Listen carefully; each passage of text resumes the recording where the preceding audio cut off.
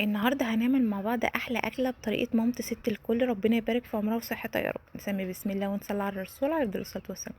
بلات الاول تبلت الفراخ بتاعتي، تتبيله الشوي دي احلى تتبيله للشوي، هتاخدي منها طعم احلى من المطاعم.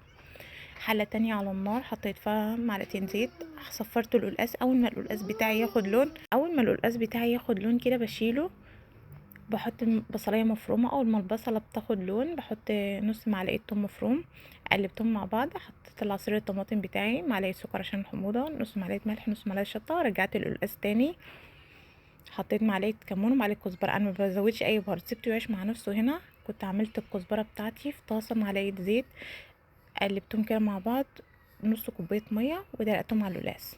انا في ناس بتعمله بشوربه وسلق، احنا بنعمله بالكزبره بس والصلصه. ودي كان احلى طريقه للقلقاس واحلى تقديمه له. الفراخ بتاعتي طلعتها من التلاجة بعد 4 ساعات تتبيله، حطيتها على الشبكه بتاعتي تتشوى من غير اي حاجه.